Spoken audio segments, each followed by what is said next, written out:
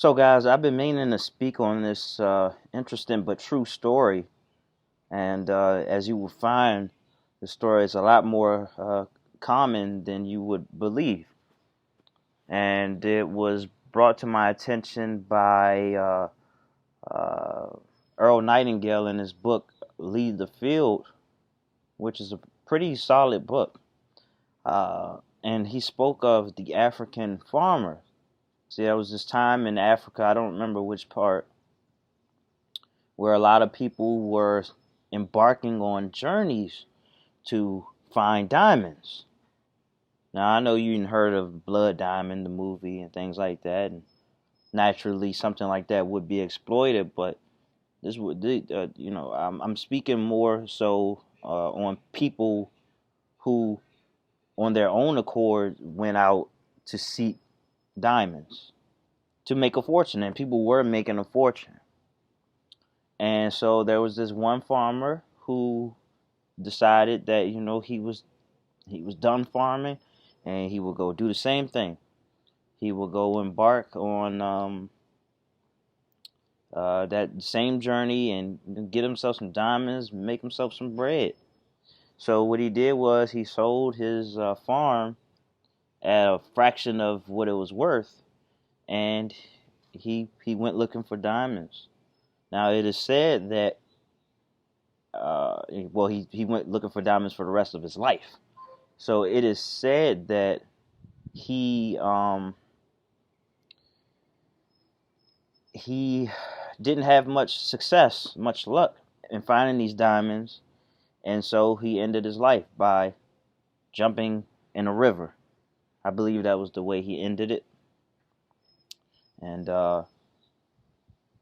fast forward, meanwhile, there was a person who the person he sold the farm to found a big stone and put it on a fireplace mantle, I believe. And he had an affiliate, an acquaintance of sorts, come over, and he noticed the big stone, and he was like, why do you just have, do you know what this is? And he was like, no, I guess it's just a crystal or something like that. Like, this is one of the biggest diamonds ever found in Africa, or wherever they were in Africa. But for story's sake, this is one of the biggest diamonds ever found. He's like, man, the dude who bought the farm, he said, no, I mean, it couldn't be. I mean, it like flashed blue and red and things like that. And he's like, it couldn't be because I have a river full of them. And so the moral of the story is, don't go seeking treasures elsewhere until you see what you have here on your very own field. Too many of us are looking out yonder to the left, to the right, to the west, to the east, to the north, to the south, but never really looking within, never taking inventory when it comes to what we have. What's your diamond mine? Mine.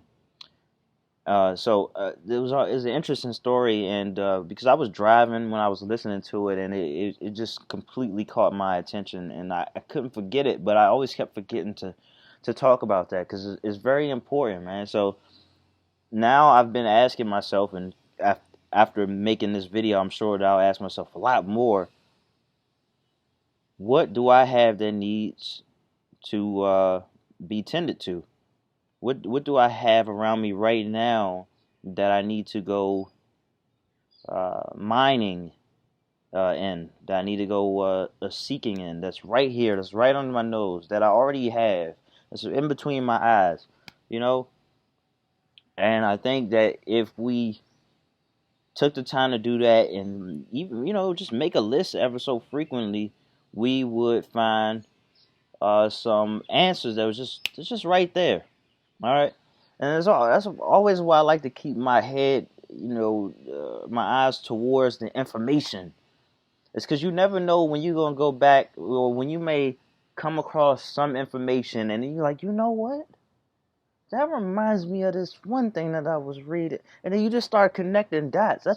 That's what a lot of these people that are deemed geniuses, ultimately, that's what they do. You keep your head to the information long enough, you start to realize, like, hold up, that information that I learned not too long ago, it's a lot more valuable now. Now that I got this piece, you just start tying them together, start asking these questions and things like because I'm about to do that right now in one regard, and I'll tell you because I just opened up an LLC, and first thing I'm reminded of is like, because I do have some. I don't want to speak on that, but I will say that I do have the information on how to acquire business credit. So now that's something that I can jump on right now.